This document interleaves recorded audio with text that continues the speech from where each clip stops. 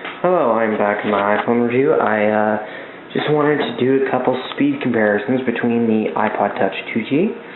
This one is jailbreaked, so it can have multitasking and use all the functions and features of iOS 4. Likewise, the iPod Touch iPhone right here has iOS 5. I just finished doing a review on here. I just wanted to do a quick speed comparison between the two. Music quality through the speakers on the iPod Touch is quite atrocious.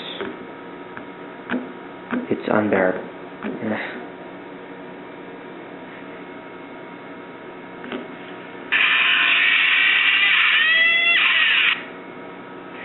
So yeah, it's not that great. Likewise, on the iPhone, I think I've already shown you this. The quality may not be that great, but it's much better quality on the iPhone. But that's a given considering it's a phone and not an iPod Touch, which is ironic because an iPod Touch is an MP3 player, which should have better quality, but most people use MP3s and use headphones. The speakers are only good if you're doing an app and you don't want to have headphones in your head, or if you want to quickly show your friends some music.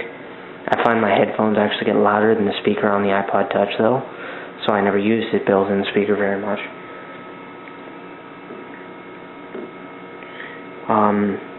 Loading of apps on the iPod Touch is much slower than if you were to load an app on the iPhone. If I'm to load the internet, I don't have Wi-Fi connected yet, but see, it takes a little while to load. Likewise, on the iPhone, it's very snappy. It's right away. There's no issues loading it up. It's very fast.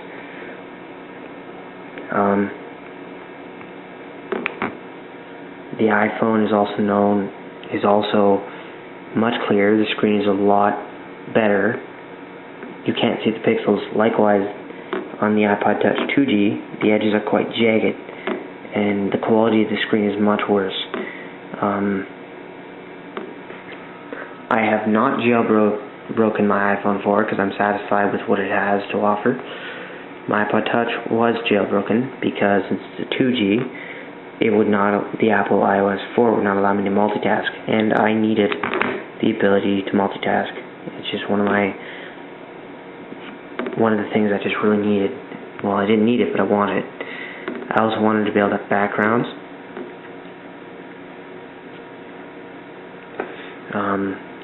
Searching on the two is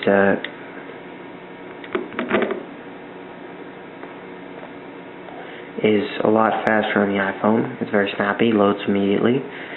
On the iPod Touch, it's rather slow, and clicking buttons, it seems to be snappy, like no issues. But I've noticed a few issues when it comes to the iPod Touch 2G. If I do this very fast, sometimes it's slow, and it's a little glitchy. Say if I have all these apps on here, say I load up the internet, it's very slow with moving all the apps out of the way to move up its screen, and it's very, very laggy. Likewise on the iPhone 4, no issues. It loads up immediately, no lag issues. Some apps are not able to be worked on the iPod Touch 2G. The EQ app, which I love very much on my iPhone, does not work on the iPod Touch 2G. The hardware is not high enough. Most apps on the iPod Touch 2G are very slow. For example, Tap DJ right here. You can play music and DJ to it. So hold on a second here.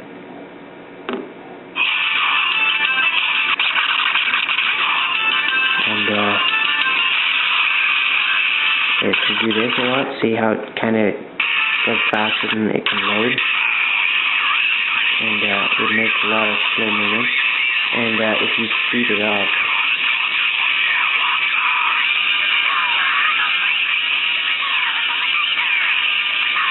and so you play two different songs at the same time, like DJ.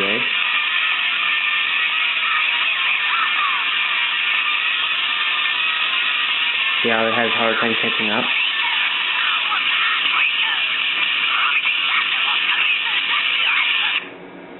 Very slow.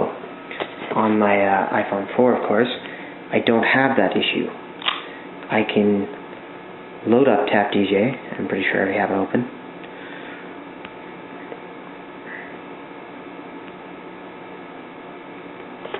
Without any issues. And I can click play on 2 different tracks.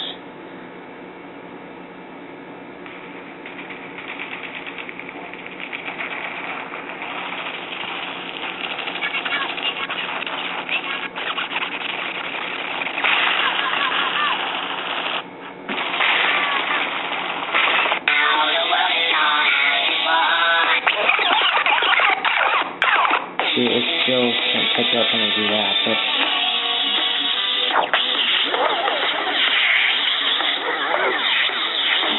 loads immediately, so there haven't been issues there.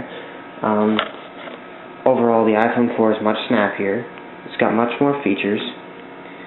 The picture quality is much better. It's got a camera. It's a little bigger and heavier than the iPod Touch 2G. But overall, they're both great devices. iPod Touch 2G, which has reached past its prime, and get them for very cheap now. So if you want an iPhone alternative for very cheap that can play music and play a few apps, you can find these on maybe eBay, or you can find them for sale, and sometimes you can get them for up to $50, $200 bucks. Get them for a good deal. Likewise, though, if you get the iPhone 4 on a plan, or the 4S, you can get a 16GB iPhone 4S.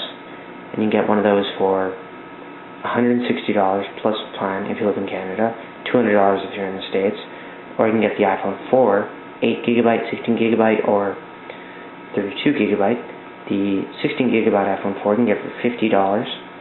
The 8GB is also $50, and the 32GB is $160. So I personally got the $160 32GB iPhone 4 instead of the 4S because, like I mentioned in the other video, I wanted, or earlier in the video, or other video, whatever you want to say, I wanted more space because I've got a lot of music. Overall, I recommend both products. I give the iPod Touch 2G, I give it a 3.5 out of 5 stars. Sound quality is not that great, I'll be entirely honest. Even through headphones, it's not nearly as good as the iPhone. I give the iPhone 5 out of 5 stars. The Ipod Touch, I give 4 out of 5 stars, and it's an okay MP3 player, and it's good for fun. But personally, when it comes to iPods, if you're going to get something for music, I recommend one of these. iPod Classic, this thing's 4 years old. It's lived through a lot of abuse and torture.